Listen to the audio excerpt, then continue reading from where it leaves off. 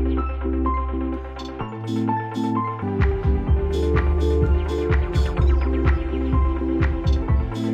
শান্তি।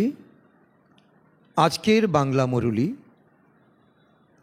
ডেট 4 জুলাই 2025। আজকে বাবা বলেন, মিষ্টি বাচ্চারা বন্ধন মুক্ত হয়ে সার্ভিসে তৎপর থাকো, কারণ এই সেবার মাধ্যমে অতি উচ্চ উপার্জন হয়। 21 জন্মের জন্য বৈকুণ্ঠের মালিক হয়ে যাও। সকলে কিন্তু সেবা করতে পারে না, সেবা করলেও সেই ফল জমা হয় না। তার জন্য বন্ধন মুক্ত হয়ে 21 জন্মের বৈকুণ্ঠের মালিকের নেশা রেখে সেবা করলে তবেই সেবার ফল মেওয়া পাওয়া যাবে। আজকের প্রশ্ন, প্রত্যেক বাচ্চারই কোন একটি অভ্যাস করা উচিত? উত্তর, মুরলির পয়েন্টের ওপরে বোঝানোর। ব্রাহ্মণী অর্থাৎ টিচার যদি কোথাও চলে যায়, তখন পরস্পর মিলিত হয়ে ক্লাস এগিয়ে নেওয়া যাওয়া উচিত। যদি মুরলি পড়ানো না শেখো, তবে নিজের সমান বাচ্চা কী করে তৈরি করতে পারবে? আপ সমান কী করে বানাবে? ব্রাহ্মণী ব্যতীত বিচলিত হয়ে পড়ো না। পড়া তো অতি সিম্পল, ক্লাস করাও, তার জন্য প্র্যাকটিস করতে হবে। তার জন্য আমাদের অভ্যাস নিরন্তর থাকা চাই, সেবাও করতে হবে, আর এখানে ক্লাস চালানোর অভিজ্ঞতা আমাদের অর্জন করতে হবে। আজকের গীত, মুখ দেখে নেড়ে প্রাণী নিজ দর্পণে, দেখো কত পাপ কত পুণ্য রয়েছে তোর জীবনে। অত্যন্ত গভীর মর্মবেদী গীত, যে নাকি নিজের দিল দর্পণে দেখলে তা অনুভব করতে পারবে সকলেই। আমি কতটা পাপ করেছি, কতটা পুণ্য জমা করেছি। ওম শান্তি। বাচ্চারা যখন শোনে, তখন নিজেদের আত্মা নিশ্চয় করে বসে, আর নিশ্চয় করে যে পরমাত্মা বাবা আমাদেরকে শোনাচ্ছেন। এই ডাইরেকশন অথবা মত অদ্বিতীয়, এটা হচ্ছে শ্রীমত। একমাত্র অদ্বিতীয় মত একমাত্র পিতাই প্রদান করেন। একেই শ্রীমত বলা হয়। শ্রী অর্থাৎ শ্রেষ্ঠতম, তিনি হলেন অসীম জগতের পিতা। তিনি শ্রীমত প্রদান করেন, তিনি আবার শিক্ষক হয়ে পড়ান, তিনি আবার উঁচুতে উঁচু বাবা, তিনি আবার সদ্গুরু, যাকে উচ্চ থেকে উচ্চ ভগবান বলা হয়। অনেক মানুষ আছে যারা সেই ভালোবাসার সাথে পরমাত্মা বাবা বলেও মনে করে না।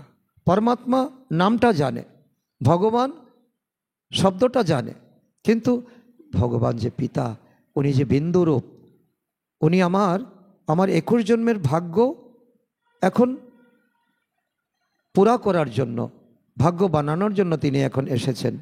তো এই প্রেম নিয়ে, এই পরিচয় নিয়ে কেউ পরমাত্মাকে স্মরণ করে না।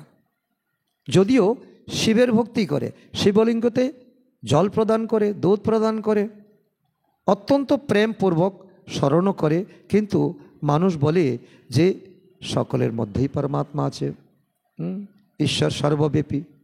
তাহলে কি হয়ে গেল? ভগবান এক, এই কথাটা খণ্ডন হয়ে গেল। ভগবান এক এবং ভগবান সত্য, কিন্তু সকলের মধ্যে পরমাত্মা আছে, তো এটা তো ব্যতিক্রম হয়ে গেল। তবে সে ভালোবাসবে কাকে?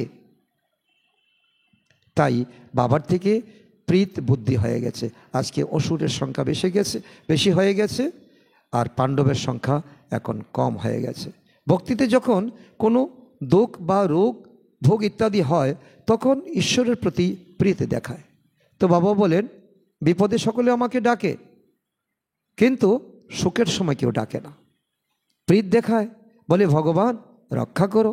বাচ্চারা জানে যে গীতা হলো শ্রীমত, ভগবানের মুখ নিঃসৃত উবাচ। আর কোনো এমন শাস্ত্র নেই যেখানে ভগবান স্বয়ং এসে রাজযোগ শিখিয়েছেন বা শ্রীমত প্রদান করেছেন।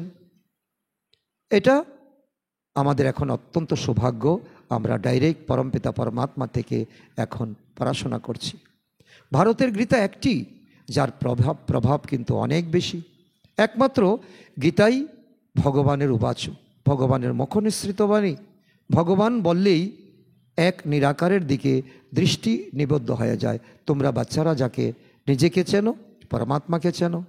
আঙ্গুলের ইশারাও ভক্ত লোকেরা উপর দিকে করে। তো কৃষ্ণের উদ্দেশ্যে কখনো এমন বলা হয় না যে তিনি তো দেহধারী না, উনি সত্যযুগের প্রিন্স ছিলেন, মাতৃগর্ভে জন্ম নিয়েছেন। আর ঈশ্বরের জন্য তোমরা বলো যে ঈশ্বর অজন্মা, অভোক্তা, অজনী সম্ভবা। তোমরা এখন ওনার সম্বন্ধকে জেনেছ, তাই বলা হয় যে বাবাকে স্মরণ করো, তিনি তোমার বাবা, ওনার প্রতি ভালোবাসা রাখো। আত্মা নিজের পিতাকে স্মরণ করে এখন সেই ভগবান বাচ্চাদের পড়াচ্ছেন। তাই সেই নেশায় মগ্ন হয়ে যাওয়া উচিত। নেশাও স্থায়ী রূপে বজায় থাকা উচিত, এমন নয় তো ব্রাহ্মণী সম্মুখ থাকলে তবেই নেশা চড়বে, আর ব্রাহ্মণী না থাকলে তোমাদের নেশা উড়ে যাবে। এটা তো সোডা ওয়াটারের মতো হয়ে গেলে, ঝাঁকুনি দিলে তো উপচে পড়ল, আর একটু পরে থিতিয়ে গেলে। তো তোমাদের ঈশ্বরীয় নেশা তো এমন নয়, কারো আধারে নয়, স্বয়ং ভগবানকে তুমি চিনেছ। আমরা ব্রাহ্মণী ব্যতীত ক্লাস করতে পারবো না, ব্যাস এমনও বলে দেয়। তো কোনো কোনো সেন্টারের উদ্দেশ্যে বাবা বোঝান যে কোথাও কোথাও 5-6 মাসের জন্য ব্রাহ্মণীকে কোথাও চলে যেতে হয়। তখন পরস্পর মিলেমিশে সেন্টারকে রক্ষণাবেক্ষণ করতে হয়। কারণ পড়া তো তোমাদের খুব সহজ, কারণ এখানে তোমরা 7 দিনে তোমরা কোর্সকে কমপ্লিট করেছো। এটাই সারা জীবনের পড়া, এটাই তোমাদের রিভাইজ কোর্স। কেউ কেউ তো আবার ব্রাহ্মণী ব্যতীত তো অন্ধ পঙ্গুও হয়ে যায়। ব্রাহ্মণী চলে গেলে তো সেন্টারে যাওয়াই বন্ধ করে দেয়। আরে তো অনেকেই বসে আছে, তোমাদের মধ্যে কি কেউ ক্লাস চালাতে পারে না? গুরু বাইরে কোথাও গেল, তখন শিষ্য সব কিছু পরিচালনা করে। বাচ্চাদের সার্ভিস করতে হবে। স্টুডেন্টের মধ্যেও তো নম্বরের ক্রমানুসারে হয়, সকলে একরকম হয় না। বাপ দাদা জানেন যে ফার্স্ট ক্লাস যে বাচ্চা, তাকে কোথাও না কোথাও পাঠাতে হবে, সকল জায়গার উন্নতি করতে হবে। বাচ্চারা এত বছর তোমরা শিখেছ, কিছু তো তোমাদের ধারণা হওয়া চাই, যাতে পরস্পর মিলেমিশে কিছুদিন অন্তত তোমরা সেন্টারকে, গীতা পাঠশালাকে চালাতে পারো। মুরলি তো তোমরা পেয়ে যাও। এখন তো কত সহজ হয়ে গেছে। প্রথমে তো পোস্টের জন্য অনেক অপেক্ষা করে বসে থাকতে হতো, এখনও তো অনলাইনে সব চলে আসে। তো পয়েন্টসের আধারেই তোমাদের বোঝাতে হবে, এমন নয় যে এখানে কোনো এক্সট্রা কিছু বলতে হবে। তো যারা পারবে বলবে, যারা পারবে না, যারা ভগবানের কথাই তোমরা পরে শোনাবে। তো শোনার অভ্যাস হয়ে গেলেও শোনানোর অভ্যাস তৈরি হয় না তোমাদের। এখানে কিন্তু আমরা আটকে যাই। আমরা যেমন শুনি তেমন আমাদেরকে শোনাতে হবে, যেমন আমরা পড়ি তেমন আমাদেরকে পড়াতে হবে। স্মরণে থাকলে তবেই তো ধারণা হবে। তার জন্য একমাত্র বিধি হলো স্মরণ, বাবাকে স্মরণ, অহর্নিশ স্মরণ করতে হবে। সেন্টারে এমন কেউ তো থাকা উচিত না যে বলবে আচ্ছা ব্রাহ্মণী চলে গেলে তো আমি সেন্টার সামলে নেব। এতটা হিম্মত করা চাই। মাতা হোক, বোন হোক, ভাই হোক, বাবা ব্রাহ্মণীকে বলেন ভালো সেন্টারে পাঠানো হয়েছে সার্ভিসের উদ্দেশ্যে, সেখানে গিয়ে তুমি অনেক অনেক বাচ্চা তৈরি করো, তো ভালোভাবে প্রদর্শনী করো। তো ব্রাহ্মণী না থাকলে বিচলিত হওয়া মোটেই উচিত নয়। এবার সেন্টারই হোক বা পাঠশালাতেই হোক, ব্রাহ্মণীর মতো না হলেও অপরকে, না হলে অন্যকে নিজের সমান কি করে তুলবে। তো ব্রাহ্মণী না থাকলে মোটেই বিচলিত হবে না। প্রজা কিভাবে তৈরি করবে? প্রজা তো তৈরি করতে হবে, তা তো জ্ঞান শুনিয়ে, প্রদর্শনী করে, মুরলি শুনিয়ে। মুরলি তো সকলেই পায়, সকলের কাছে মুরলি আসে। বাচ্চাদের খুশিতে থাকা উচিত যে আমরা গদিতে বসে আজকে বুঝিয়েছি, বাবার পাঠ পড়িয়েছি, কত বড় সম্মান। এই দুনিয়ার থেকে, দুনিয়ার আসনের থেকে অনেক বড় পদ এই পদ। বাবা বলছেন যে যারা গদিতে বসে মুরলি শোনায় তারা গুরু ভাই আর গুরু বোন। তো প্র্যাকটিস করলে তো সার্ভিসেবল হতে পারবে। এতটুকু তো তোমাদের মধ্যে খুশি থাকা চাই। বাবা জিজ্ঞাসা করেন সার্ভিসেবল হয়েছ কি? তখন কেউই বেরোয় না, কেউ হাত তোলে না। সার্ভিসের জন্য ছুটি নিয়ে নেওয়া উচিত। যেখানেই সার্ভিসের জন্য ডাক পড়বে সেখানে ছুটি নিয়ে চলে যাওয়া উচিত। যে বাচ্চা বন্ধনমুক্ত সে এমন সার্ভিস করতে পারে এবং সে করিশ্মা দেখাতে পারে। ওই গভর্নমেন্টের থেকে তো এই গভর্নমেন্টের উপার্জন অনেক উঁচু, কারণ সরকারি ডিউটি থেকে ছুটি নিয়েও বাবার সেবাতে যায়। তো এখন বাবা বলছেন এই যে তুমি সার্ভিস করছো, গডলি সার্ভিস, এই সার্ভিসে তোমার অনেক কামাই জমা হবে, ভগবান পরাণ, যার ফলে তোমরা 21 জন্মের জন্য বৈকুণ্ঠের মালিক হয়ে যাও। কম কথা নয়, কত বড় আমদানি অর্থাৎ উপার্জন। তো ওই লৌকিক উপার্জন আর কি পাবে? সবাই তো মাটির সঙ্গে মিশে যাবে, অল্পকালের সুখ। এখানে তো বিশ্বের মালিক হয়ে যাও। আত্মা সংস্কার ভরে নেবে, গিয়ে তা প্রালব্ধে পরিণত হবে। পাকাপাকি নিশ্চয় আছে তারা বলে আমরা এই সেবা করতে থাকব, আমাদের এই সেবা করে আমাদের ভাগ্য জমাতে হবে, কিন্তু নেশা পূর্ণ মাত্রায় থাকা উচিত। দেখতে হবে যে আমাকে নেশা থাকা উচিত, দেখতে হবে আমি কাকে কাকে বুঝাতে পারি। অতি সহজ, একটু হিম্মত করলেই মদত কিন্তু শিব বাবা করে। তো কলিযুগের অন্তিমে এত কোটি মানুষ রয়েছে, এখন 850 কোটি মানুষ। শতযুগে অবশ্যই অল্প হবে। এর স্থাপনার জন্য অবশ্যই বাবা সঙ্গমে এসেছেন, ব্রহ্মার শরীরে এসেছেন। ব্রহ্মা আছে, শিব বাবা আছে, বাপদাদা আছে। তো আমি তো একা নই। পুরানো দুনিয়ার বিনাশ হয়ে যাবে। মহাভারতের লড়াইও অনেক অনেক বিখ্যাত। মহাভারতের লড়াই তো বাবা বলছেন এটা কোনো সাধারণ লড়াই নয়, ওইটা হয়েছে মাঠে, আর এখন তোমাদের মনে যুদ্ধ, মনে লড়াই, আর মায়ার সাথে লড়াই। তো এটা অনেক বিখ্যাত। আর তা তখনই হয় যখন ঈশ্বর এসে সত্যযুগের জন্য বাচ্চাদেরকে রাজযোগ শিখিয়ে রাজারও রাজা করে দেন, কর্মাতীত অবস্থা প্রাপ্ত করান। তোমরা কখনো স্বপ্নেও ভাবনি যে আমরা সত্যযুগে যাব, আমরা নর থেকে নারায়ণ হব, নারী থেকে লক্ষ্মী হব। তিনি বলেন বাচ্চারা, দেহের সহিত দেহের সর্বসম্বন্ধ পরিত্যাগ করে আমাকে স্মরণ করো, মামেকম শরণং ব্রজ, তবেই তোমার পাপ কাটতে থাকবে। পাপ শরীরে নয়, পাপ আত্মাতে থাকে। নিজেকে আত্মা নিশ্চয় করে বাবাকে স্মরণ করো, এতেই তো পরিশ্রম। ডিটাচমেন্ট হতে অনেকের অনেক সময় লাগে, অনেকের তো খুব তাড়াতাড়ি আত্মা অভিমানী স্থিতি হয়ে যায়। যোগের অর্থ কোনো মানুষই জানে না, বাবা বোঝান। ভক্তিমার্গ ড্রামায় নির্ধারিত, আধা রাত আধা দিন ভক্তিমার্গ থাকবেই। খেলা এভাবেই তৈরি হয়েছে, জ্ঞান, ভক্তি, বৈরাগ্য। জ্ঞান প্রাপ্ত করলে আর ভক্তি থেকে তোমাদের বৈরাগ্য প্রাপ্ত করতে হবে, তবেই তো সত্যযুগের অর্থাৎ 21 জন্মের সুখ প্রাপ্ত করবে। বৈরাগ্য 2 প্রকারের হয়, এক হলো হদের বৈরাগ্য, এক হলো বেহদের বৈরাগ্য। তো বাচ্চারা, এখন তোমরা সমগ্র পুরানো দুনিয়ার ভুলে যাওয়ার জন্য পুরুষার্থ করো। কারণ তোমরা জানো এখন শিবালয়, পবিত্র দুনিয়ায় আমরা যাচ্ছি, কারণ পরমপিতা পরমাত্মা আমাদের জন্য হাতে করে স্বর্গ নিয়ে এসেছেন। আমরা পবিত্র দুনিয়ায় যাচ্ছি। তোমরা সকল ব্রহ্মকুমার কুমারীরা হলে সম্পর্কে ভাই বোন, কত পবিত্র সম্পর্ক, এর মধ্যে কোনো রকম বিকারী দৃষ্টি থাকতেই পারে না। আজকাল তো সকলের দৃষ্টি ক্রিমিনাল হয়ে গেছে, তমপ্রধান, তাই না? এর নামই হলো নরক, কিন্তু নিজেকে নরকবাসী মনে করে না।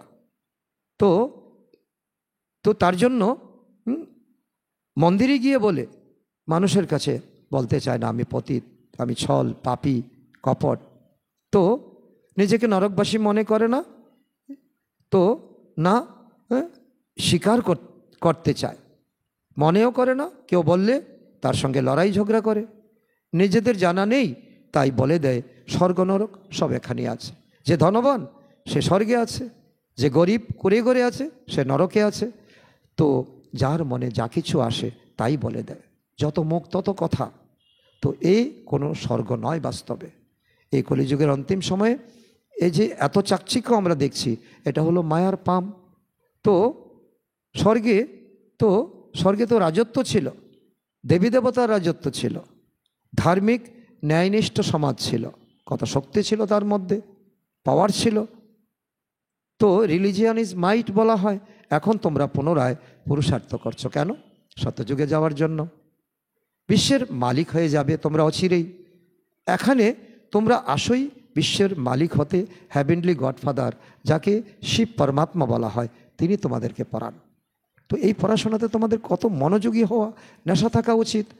তো এই সম্পূর্ণ সহজ জ্ঞান, বাচ্চারা, তোমাদের মধ্যে যে পুরানো সংস্কার রয়েছে সেসব পরিত্যাগ করতে হবে। আর তার মধ্যে বিশেষ করে ঈর্ষার সংস্কার অনেক ক্ষতি করে। কাউকে ঈর্ষা করবে না, ঈর্ষা করবে না, তো তাতে তোমার নিজেরই ক্ষতি হবে। তোমাদের সর্বপ্রাপ্তি মুরলী সবচেয়ে উপরে। যখন তোমার মনে ব্যর্থ সংকল্প আসবে, কাউকে ঈর্ষা করার ভাবনা আসবে, তখন মুরলীর পয়েন্ট নিয়ে চিন্তন করো। মুরলী তোমাদের কাছে সবচেয়ে উপরের শ্রেষ্ঠ থেকে শ্রেষ্ঠ কামাই। তোমরা যে কোনো কাউকেই মুরলীর উপর বোঝাতে পারো। জীবনের যে কোনো সমস্যার সমাধান এই মুরলীর আধারই হয়। কিন্তু অন্তরে ঈর্ষা থাকে যে এ কি কোনো ব্রাহ্মণী, তো এই আবার কি জানে, ব্যাস দ্বিতীয় দিন থেকে আর আসবেই না। তো এমন পুরানো অভ্যাস এখনও তোমাদের রয়ে গেছে, তা সমূলে বিনাশ করতে হবে। যে কারণে ডিসসার্ভিস হয়ে যায়। তো নলেজ অতি সহজ। কুমারীদের তো আর কোনো কাজকর্ম ধান্দা আদি নেই, তাই তাদেরকে জিজ্ঞাসা করা হয়, তো ওই লৌকিক পড়া ভালো না এই স্পিরিচুয়াল পড়া ভালো লাগে? তখন তারা মধ্যে কেউ কেউ বলে এই স্পিরিচুয়াল পড়া আমাদের খুব ভালো লাগে। তো বাবা, এখন আমরা এই লৌকিক পড়া পড়ব না। সে বাবাকে বলে, তুমি তো আমার পারলৌকিক বাবা, তুমি আমাকে তোমার কাছে টেনে নাও। তো আমার লৌকিক পড়াতে মন লাগে না। লৌকিক পিতা যদি জ্ঞানে না থাকে, যদি জ্ঞানে থাকে তাহলে তাকে সাপোর্ট করবে, যদি জ্ঞানে না থাকে তখন মারধর করবে। তোমাকে কে এত বড় সাহস দিয়েছে? তোমাকে পড়াশোনা করতে হবে। অনেক বাচ্চারা আবার দুর্বল হয়ে যায় লৌকিক পিতার ডাঁট খেয়ে। কারণ পারলৌকিক পিতা তো আমাদের জন্মান্তরের পিতা, লৌকিক পিতা তো এক জন্মের পিতা। তো এখানে লৌকিক পিতারও সম্মান রাখতে হবে, আর পারলৌকিক পিতার সবথেকে বেশি সম্মান রাখতে হবে। তো তাদের বোঝানো উচিত মা বাবাকে। বোঝাতে বোঝাতে পাথরও গলে যায়, তাই না? যে এই পড়ার মাধ্যমে আমরা মহারাজা মহারানী হয়ে যাব। বাবা, লৌকিক বাবাকে বোঝাতে হবে ওই পড়ার মাধ্যমে। তো এই পড়ার মাধ্যমে কি পাই পয়সার আমরা চাকরি করব? কারণ কিছুদিনের মধ্যে দুনিয়া বিনাশ হয়ে যাবে। আর এই রুহানি পড়ার মাধ্যমে আমরা মহারানী হয়ে যাব 21 জন্মের জন্য। স্বর্গের মালিক ভগবান আমাদেরকে করে দেবেন, প্রজাও তো স্বর্গবাসী হয়ে যায়। এখন সকলেই হলো নরকবাসী। তো লৌকিক বাবাকে এইভাবে বুঝিয়ে শুনিয়ে তো অনেক কন্যা তো বাবার সহযোগী যজ্ঞ রক্ষক হয়ে গেছে, সমর্পিত হয়ে গেছে। বাবা এখন বলেন, তোমরা সর্বগুণ সম্পন্ন ছিলে, এখন তোমরা কত তমপ্রধান হয়ে গেছো। সিঁড়ির চিত্র, যে 84 জন্মের উত্থান আর পতনের চিত্র যে দেখানো হয় সিঁড়িতে, তো তোমরা নিচেই নেমে এসেছ। ভারত যাকে সোনার চড়ুই পাখি বলা হতো, তো এখন তো কানাকড়িও তোমাদের কাছে নেই। ভারত 100% নির্বিকারী ছিল, কত ধন সম্পদ তোমাদের কাছে ছিল। এখন 100% তোমরা বিকারী হয়ে গেছো। তোমরা জানো বাচ্চারা, আমরা বিশ্বের মালিক পারশনাথ ছিলাম। তোমরা গীত শুনেছ যে নিজেদের অন্তরে দেখো যে আমরা কতখানি যোগ্য হয়েছি। তো নারদের উদাহরণ রয়েছে, তাই না? দিনে দিনে অধঃপতনেই যায়। অধঃপতনে যেতে যেতে গলা পর্যন্ত সম্পূর্ণ পাকে ফেসে যায়, যাকে বাবা বলে দল দল। পাকে গেলে যেতেই থাকে। তৎক্ষণাৎ যদি কেউ তাকে টেনে না ধরে, তখন সে পাকের নিচে ডুবে যায়। এখন তোমরা ব্রাহ্মণেরা সকলকে টিকি অর্থাৎ চুলের মুঠি ধরে তোমরা পাক থেকে বের করে নিয়ে আসো, তাই না? এটা তাদের জীবন দান করো তোমরা। ধরার আর তো কোনো জায়গা অবশিষ্ট নেই, হাতেও ধরতে পারবে না। শরীরের অন্য কোনো অঙ্গ তো পাকের নিচে চলে গেছে, তাই টিকিতে ধরা, চুলের মুঠিতে ধরা সহজ, পাক থেকে বের করার জন্য টিকিতে ধরতে হয়। এমন ভাবে পাকে ফেসে যায় যে আর জিজ্ঞাসা করো না। যে বাবার এত সার্ভিস করত, এই বাবার নাম পর্যন্ত শুনতে পারে না। তখন ব্রাহ্মণীদের তখন এগিয়ে যেতে হয়, তাকে উদ্ধার করতে হয়, তাকে রক্ষা করতে হয়। কারণ সে তো আর নিজের বশে নেই, তাকে তো মায়া গ্রাস করে ফেলেছে। এজন্য বাবা বলে তাকে বের করে আনা উচিত। তো এ হলো ভক্তি মার্গের রাজ্য। আর চতুর্দিকে দেখবে ভক্তির বিস্তার। এখন তোমরা বলো যে বাবা, আমরা কল্পপূর্বেও তোমার কাছে এসেছিলাম রাজ্যভাগ্য প্রাপ্তি করার জন্য। যদিও লক্ষ্মীনারায়ণের মন্দির তৈরি করতে থাকে, কিন্তু তারা জানে না যে এরা বিশ্বের মালিক কিভাবে হয়েছিল, তাদের বায়োগ্রাফি কি, তাদেরকে কে পড়িয়েছেন, তাদেরকে কে এমন বানিয়েছে, তাদের মধ্যে কেমনভাবে এমন দিব্যগুণ এসেছে। তো তোমরা এখন কত বুঝদার হয়েছ, সমঝদার হয়েছ।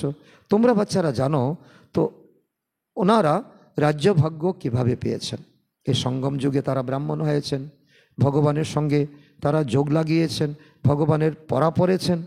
তো পুনরায় 84 জন্ম এইভাবেই তারা নিয়েছে, তোমরা জানো। কিন্তু ভক্তির তারা তো জানে না।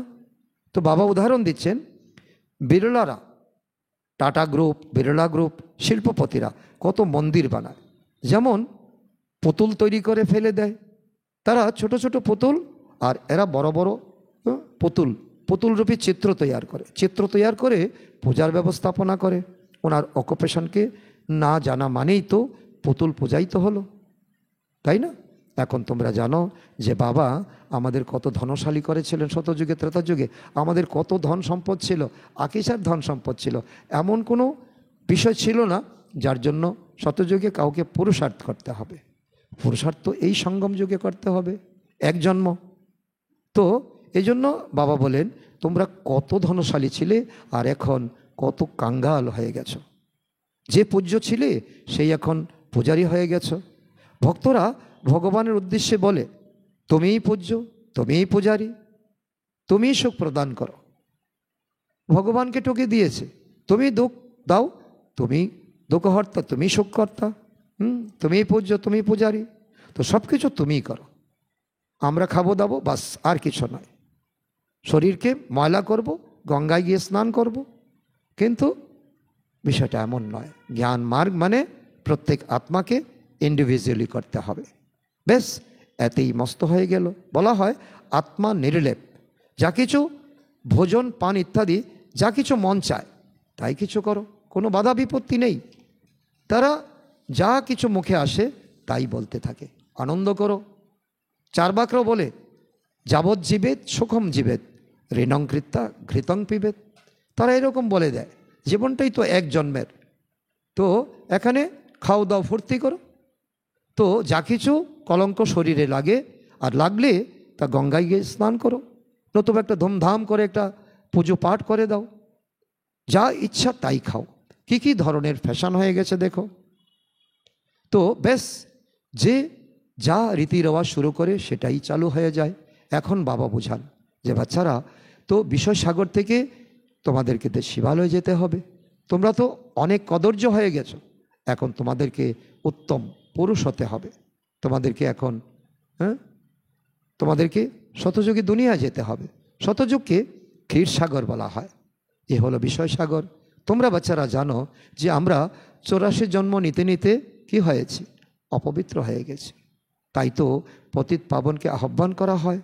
চিত্রের দ্বারা যদি বোঝানো হয় তখন মানুষ সহজে বুঝে যাবে। সেজন্য চিত্রের কালেকশন তোমাদের কাছে থাকা উচিত।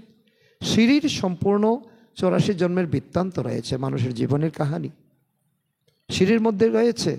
আমাদের 84 জীবনের সম্পূর্ণ বৃত্তান্ত কাহিনী, এত সহজ কথা কাউকে তো এ দুনিয়াতে আর কেউ বোঝাতে পারে না।